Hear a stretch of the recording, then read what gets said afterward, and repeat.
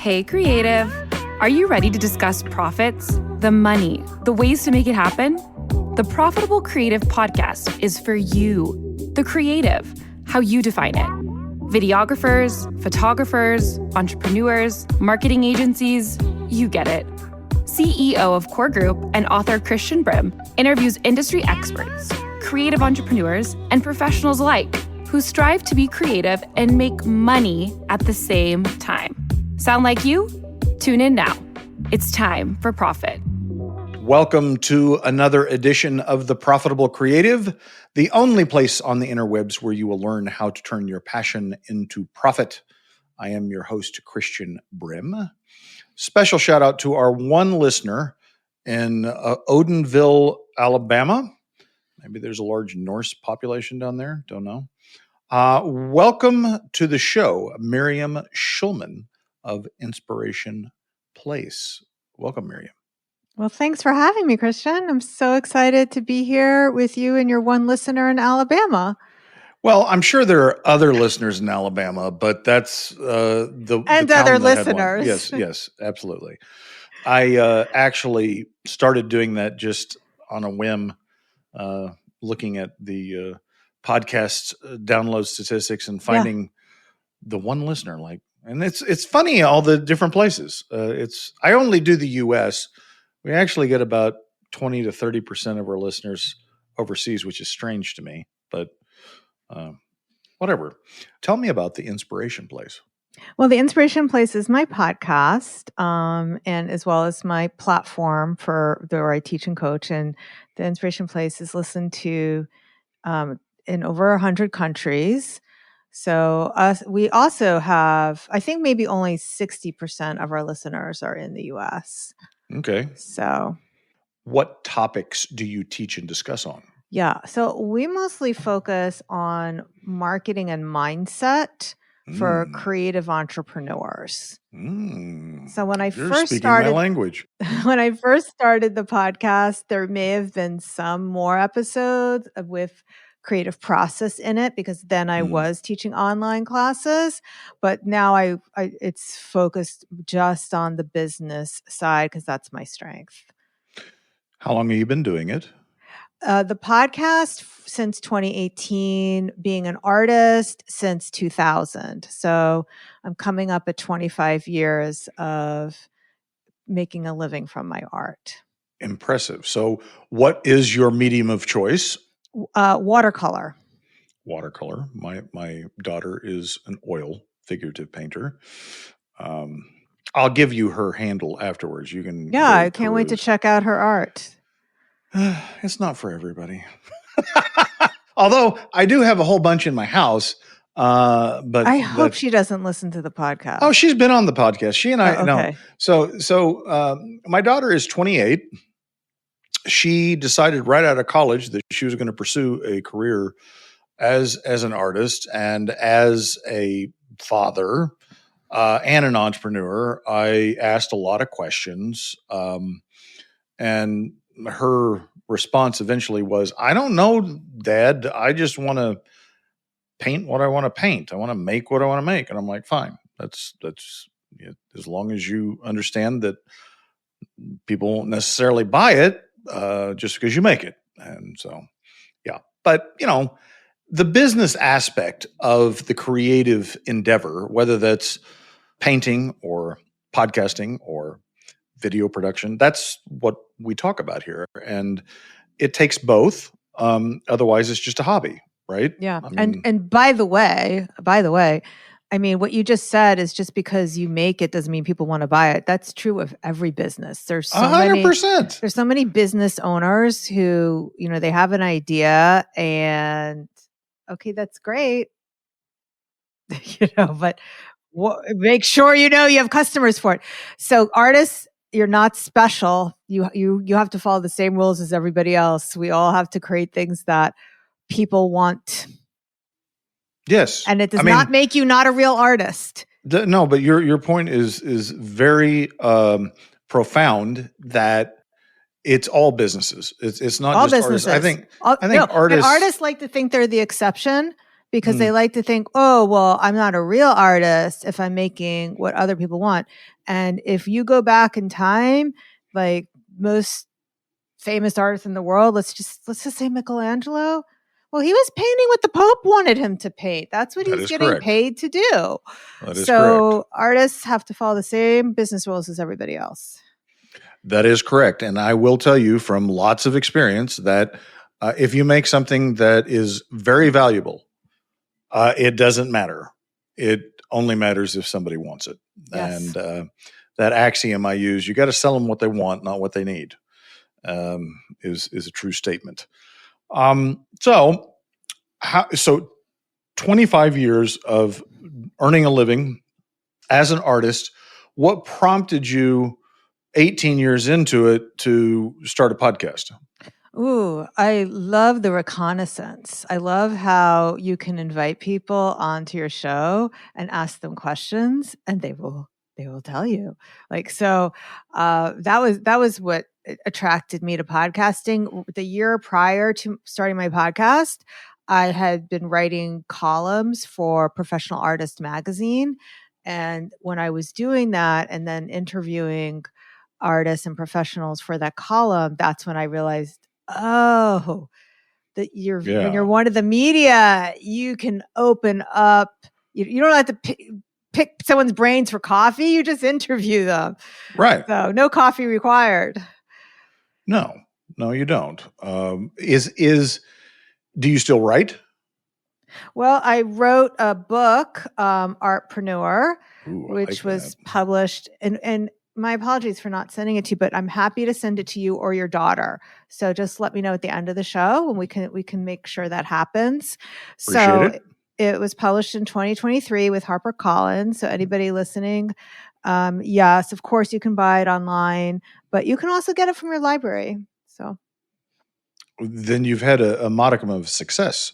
I self-published my book because I had to, but also because no publisher would have done it. But the fact that you have a legitimate publisher means that you are I don't know, you've reached a certain level of success if someone's going to invest in you to publish a book, for sure. There are a lot of bad books out there. I've come to realize. In any case, that's beside the point. So, why did you start focusing on the subject material of marketing? great question. So when I know I'm the host. That's what I do. I ask good questions. When I first started out, I didn't have this book. And my mom also told me, you want to be an artist? Really? Right. That is why I didn't start off as an artist. I went the practical route, and I did come from a single parent household. My father passed away when I was 5 years old. So I didn't feel I had the luxury to do anything unless I knew I was going to make money right away. And so I thought, okay, well, if I have to make money and I have to make lots of it, does that happen? Which led me to Wall Street. So I figured it's like, if that's the point, I'm going there. But after 9/11 happened, that was a wake-up call for me. And I knew I could not go back to that world. And at first, I did not become an artist right away. I didn't full-time because I didn't believe I could make a living. So I painted on the side. I took a job as a Pilates instructor for a large chain of gyms in the New York area. And they gave me sales training because part of their business model is selling personal training packages. So those upsells are very profitable for them. And once I got those sales training, I realized, oh, I can use these same exact techniques to sell my portraits and to sell my art. Yes. And then that led me down to becoming a lifelong student of studying marketing techniques. And right around 2018, when I started the podcast, writing for the column and starting the podcast, I was sharing what I knew with other artists, and people wanted to work with me as a coach. I love that. What did you do in Wall Street? Basically, so are you into like those movies, like the Michael Lewis movies? Like Big Short, Give The me a Big title. Short, The Big Short. Okay, yes. Okay, you remember The Big Short and the Asian guys? They were doing the computer stuff. That was me. So Okay. I was like doing computer programs for Wall Street. Is that what you had your education in? Well, I did a hodgepodge of things in college because, I always had that pull of art. So I started off as an engineering major, but then I kept taking art classes, and then I graduated, and then I went to MIT on an engineering scholarship, but for AI. Yes, they had AI back in the 90s. And that is how I got hired for Wall Street, was on the back of those computer skills. You, I can tell, are a fascinating individual only because you have contained in your brain two things that don't normally go together, although they do with more frequency than people would realize. But they totally do. I mean, they Leonardo do. da Vinci was a great artist and an engineer. And most scientists and engineers will tell you that science is creative. There's a lot of problem solving involved. And a lot of artists will tell you, yeah, there's a lot of problem solving involved in creating their artwork. So they absolutely go together, even though people like to tell themselves that they don't, because maybe it's not the inherent abilities, it's more the realized abilities that I find unique. Like most people, I don't know, self label into one or the other. But we went through an exercise last year around creativity, and we've done it a couple of different times in educating and team building with our team about like unlocking that creative part, because we're a bunch of accountants and they tend to think of themselves in terms of spreadsheets, and the idea that they have this creative reservoir that they can go to and unlock, I think is something that a lot of businesses, a lot of people just miss. I don't know. At some point, I was told I was not an artist, and even to the point when Perry Marshall labeled me. He said, "Well, Christian, you're an artist entrepreneur," and I actually was a little taken aback because the term artist seemed, I don't know, too woo woo for me. Like it just was. I'm like, I'm not an artist. Like I don't have a beret. I don't paint anything. Right. But the reality is that entrepreneurs rely on creativity. That's how they solve problems. yeah, it's really, when it comes down to it, the number one skill you need to succeed in business is creativity, because it's not the survival of the fittest. That's not actually what Darwin said.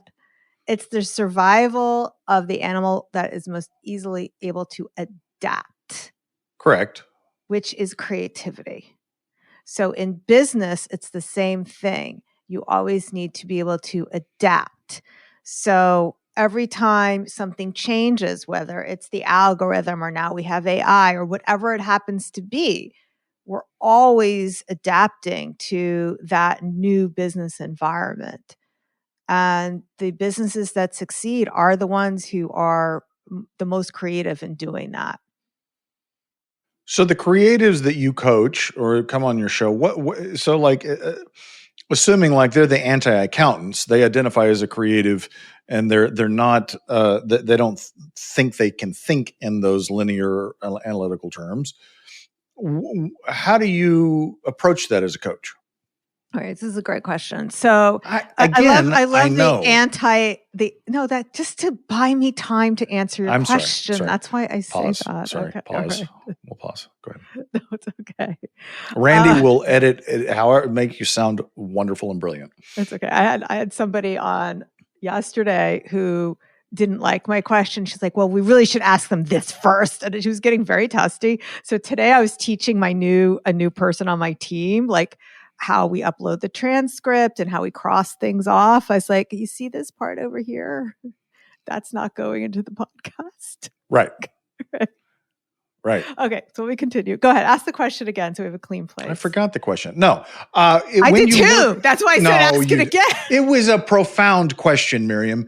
When you work with creatives, the people that come to you, and then may come to you on the show, and they're anti-accountants, right? They self-identify as a creative, and they have this aversion to that linear, deductive reasoning type things.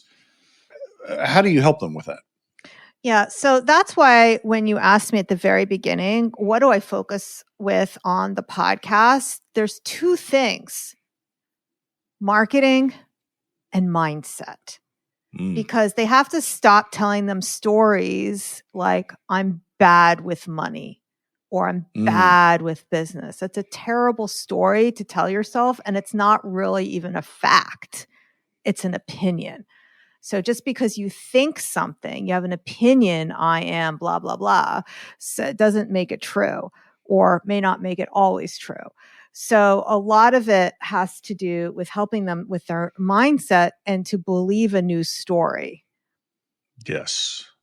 I love that.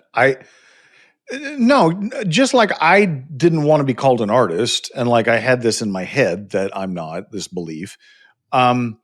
I see with creative entrepreneurs, self-identified, like, they may be in a creative industry, but like they think of themselves in those terms, is they will say all the time, like, well, I'm just not good with numbers. As a matter of fact, I have a creative on my team, the only creative that works for me, that's like a true creative, and she's our head of marketing. And we were working on a spreadsheet, right? And it was a spreadsheet I had designed. It wasn't something she had come up with, but just trying to walk her through what I had done and why I had done it that way and what I did with the information that, the spreadsheet derived. And I think the thing that clicked with her when because she said the exact same, well, I'm just not good with spreadsheets. I'm not good with numbers. I was like, that's not true. What you need to reframe that statement. You may not have a lot of experience with it, right? You may not be comfortable with it, but that does not mean you do not have the innate capacity to understand it. Yeah. Or tell yourself the truth. Like the truth might be, I don't have the interest. Right. To learn this. That's true. And that's fair. Yeah. But in her role, she didn't have a choice. She had to learn it. So I said, and I think this is a great analogy, mainly because I came up with it, that accounting and finance is more akin to language than it is anything else. People find out that I'm a CPA and they say, oh, well, I could never do that. I'm not good with math. And I said, well, look, the most math I use as an accountant is arithmetic. And I learned that in second grade, right? It is a language that tells the story of the business, right? And so if you reframe your brain in terms of that and like, okay, my business has a story to tell. And those numbers are just a way to hear the story. It's not the only way to tell the story. It's just a way to tell the story. That reframe helps. I like that. Thank you. When you talk about marketing, because you said marketing and mindset, I'm gonna go back to mindset first. Okay. And if you're not comfortable, tell me. We'll stop. You said that your father died at a young age, 5, and I'm reading between the lines that there was a scarcity mindset around money, and that you came out of your childhood and home of like, I've got to make money to have that security. Is that a fair statement? The second part is true, but the first part isn't. the scarcity mindset part. So what I came out, my biggest lesson that I had when I was growing up is very different that most women's social conditioning is. A lot of women's social conditioning, especially women of my mother's generation, of our parents' generation, Christian, was that you don't have to worry about money. Your husband will take care of that. So growing up, where my father, who was a doctor, died tragically of cancer, leaving behind a 5-year-old and a 3-year-old, and my mother, a 27-year-old widow, who then had to go back and complete her college education. That early message was very different for me because not that anyone was saying to me, Miriam, you need to do this or that, but my lived experience told me I'm not going to depend on somebody else for my financial independence, that it's up to me. So that is what drove me and still drives me. Even when I decided I wasn't going to go back to Wall Street, I was very driven to make it work as an artist. And it was that early conditioning that made me who I am now. I'm going to say a statement and then you react. Entrepreneurs oftentimes start the business knowingly or unknowingly to solve some perceived lack. Okay. And people don't agree with that?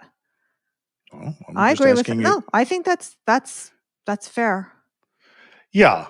I point out knowingly or unknowingly. Like, I was very young when I started. I started my business when I was 27. I didn't have the self-awareness or understanding that, maybe at a very surface level, but like really what I was trying to fix were the experiences in childhood that I didn't feel like I was in control or that I wanted to be different. Right. And I don't know that most business owners understand that's why they started their business. Like, so you're referring to like lack in your own life. I thought you meant like lack, like trying to solve a problem for others, like monetizing. No, I'm that. talking about, so in your case, you didn't start a business immediately, but you did solve that perceived need of not depending upon anybody for your finances, right? Yeah. I mean, I started off like, okay, I'm going to go to Wall Street. Like, let's just make sure that I'm well taken care of. Because they make a lot of money over there. Yes. Yes. Even the girls, not quite as much as the boys, but I still did well. Yeah. So, yeah. And when I started my business, was I doing something for my own benefit? I mean, certainly I enjoyed painting, of course, but it was all the things. I also was a portrait artist, so I knew that was something that I could easily monetize. Yes. That and landscapes, I think. No, I have a lot. Correct. I have a lot of successful landscape artists. I have a lot of successful abstract artists. It's not limited to portraits, but I did know I had a market for that. Yeah. That reminds me, I don't know what artist it was. I'm going to say it was Rembrandt. I don't remember, but he was painting some noble woman and she said, I need you to make sure that you're doing me justice. And he said, madam, you don't want justice, you want mercy. I don't know if that was him, but in any case, I don't know if you ran into that painting other people's portraits. Like, I got to make them a little prettier. Like, I only did an adult once in my career, and I was not going to repeat that yet. That was not my favorite. I mostly focused on children for the parent, and my clients were the adults commissioning me to paint their kids. Yes, because their kids are always going to be beautiful in their eyes. Yeah. Whereas you look at yourself in a portrait and it's like, I don't want to look like that. But again, you don't want justice. You want grace. So back to the mindset. I think that being aware of your money mindset, like what is motivating you, is critical in business, because whatever you bring to the table, and I'm just talking about beliefs here. I'm not even talking about habits or experience. Just the beliefs, is going to affect your business. And if you don't have an understanding of it, then you're going to run into some problems. I'll give you an example. See if you ran into this one. One of the common beliefs among people is that you have to work hard to make money, right? And which is fine. It may be true. I mean, I know lots of people that work hard that don't make money, but that's not the point. The point of this exercise is to say, okay, well, what happens if you work less? Does that mean you don't deserve to make money? If you're a professional and you get better at your craft and you therefore are quicker at it, does that mean you should be paid less? Right? So these beliefs frame your business situation in very critical ways. Can you speak to that through experience? Yeah. So one of the ones that you brought up was, I'm not good with numbers, or I'm not good with money. And the one that, and of course, as we've already addressed, that is something that I come up with my clients. But one of the ones that is even more harmful is when artists tell themselves, I don't care about the money. Ooh. And I tell them, well, you better care about the money. Otherwise, money's not going to care about you, because you're going to hurt money's feelings and it will go someplace where it cares. So that, I think, is a more insidious thought that some people have. Do you think that they actually think that, or is that just phrasing something else that's unsaid? That's a really good question. It could be it could be a defense mechanism, as like you're trying to what I think you're inferring, but it's also ties into that whole idea, well, true artists don't care about this, and I'm a true artist, where we've already said Michelangelo, not only did he paint what the Pope wanted him to do, that if you were to put his money into $25, he was a millionaire many times over. So he very much cared about the money, and he didn't say, well, I'm just going to sculpt angels over here and hope somebody buys it. No, the Pope says, I want Moses. I want you to paint the ceiling. He didn't say, I'm not a painter. And I don't care how much you pay me, because I'm only a sculptor. He figured that shit out. Right. That's right. That's right. He said, how much? Okay, that sounds good. I need a scaffolding. I can pay. That's right.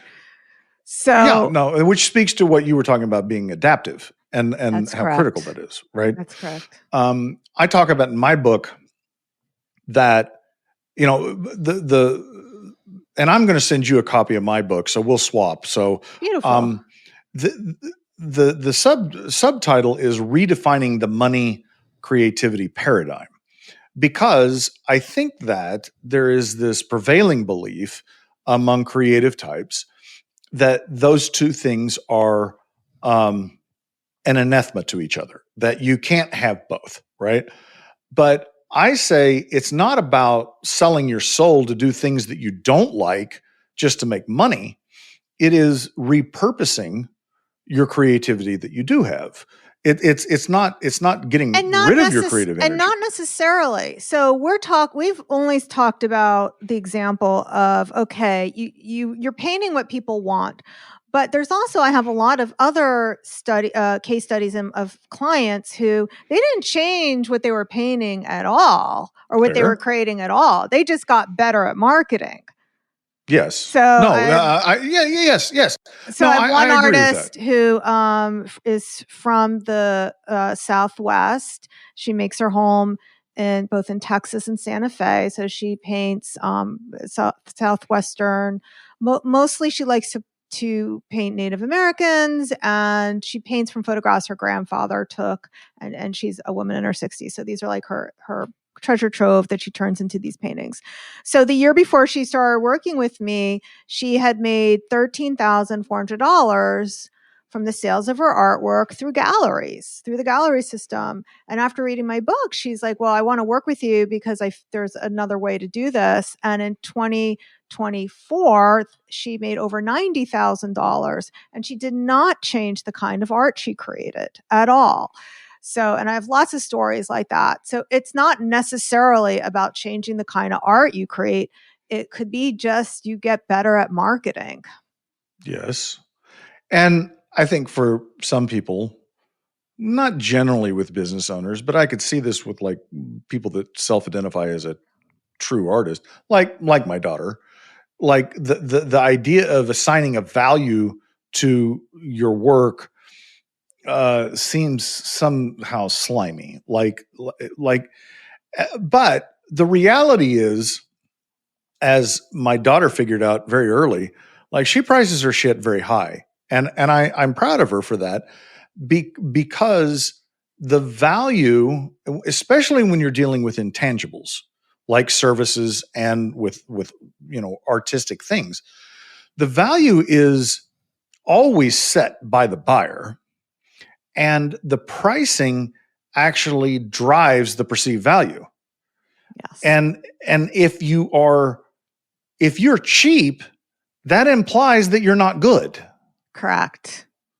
I'm glad you brought that up. That's definitely something I talk about in my book, Artpreneur, about like Veblen goods, things where the higher the price, the more desirable it is, like a Birkin bag or an electric car. But they did do studies of wine with blind taste. You've heard this study. You've probably talked about it. No, I mean, I've experienced it. Where wine is all marketing. So they took 3 bottles and they told people it was different prices, and the one that had the highest price tag, people said was the best tasting wine. And P.S., they just made up those prices. It was actually Right. Ripple. I mean, it was Mad Dog. So, I mean, it wasn't nothing to do with it. So pricing is like one way that you communicate value. But the other thing that creators have to let go of, and this is something else I talk about in Artpreneur, is the belief triad. People, they tie too much of their price to their own worth and the worth of their art. But what you're putting out, Christian, is what most people, so the third part of the belief triad is the belief the customer has in themselves. So in order to sell, especially a high-end luxury good, you have to not only believe in yourself and your product, which we've all heard plenty of people say you got to do that. But what you don't hear people say is you have to believe in your customer, and you have to believe in them more than they do in themselves, because what's going through your customer's mind when they're about to make a purchase, whether that purchase is for a $10,000 accounting service, a $10,000 painting, a $10,000 coaching package, whatever it is, they're not just looking at you and your product. They're considering whether they consider themselves worth spending $10,000 on. And if you, in your conversations with them, are trying to argue about your price and your worth and the worth of your art, and they're not thinking about that, you will lose them. I think that's a brilliant insight, because I've said, to explain this to people, obviously the value is determined always by the customer. They're the only ones that can. But everybody makes decisions, purchasing decisions specifically, emotionally, and then they backfill with rationalization, right? So when you see a piece of art, for instance, that evokes something in you, right? It really resonates with you, and you're like, this reminds me of my childhood and, this great time in my life. And I would love to have this hanging in my home. And so emotionally, they bought it, right? I want it. Then the rationalization comes in around, well, is that a fair price for that? What are my alternatives? Like, could I spend that on something else? And, or is someone going to judge me for spending that much on that painting? Like, there's all of these complicated things that go on in a person's brain. And that's why I find pricing and marketing fascinating studies, because it all deals with the human condition And it's not a science. I mean, there are scientific elements, but it's about the human condition. Yeah, there's definitely pricing psychology and customer buying psychology. It's fascinating. Yes. Have you read Confessions of a Pricing Man? No, but that sounds like a book I'd like to read. It's a little dry. The guy is an academic, but he essentially invented the pricing industry back in the 70s. He's a European gentleman. But the insights in there were just absolutely crazy. But it does speak to that psychology. It's kind of like and they did that study where they were, maybe they were in Times Square, I don't know, but they had a table full of dollar bills and they were giving them away. And people were like, what's the hitch? Like, I'm not, right? But that is the reality, is we don't function rationally. We think we do, but we don't. Right. That's how people, when I are talking about like something I'm doing for free, they're like, well, what's the catch? Like, well, there's no catch. If you like what you have, what's here, you can then work with me further, but there's no catch. Right. There's no catch. I give away 98% of what I know for free already on the podcast. Right. You can attach whatever meaning to it that you want. I can tell you why I'm doing it for free, but that's irrelevant. There is no catch, right? Right. Absolutely. So I would love to send people to you to learn more about the book and your coaching and your podcast. What's the best way to do that? Okay. Well, if you like what I had to say today, and you should, because it's been edited by our friend. What's her friend's name? Randy. It's been Ralph. Professionally polished. Randy, thank you for making me sound so good.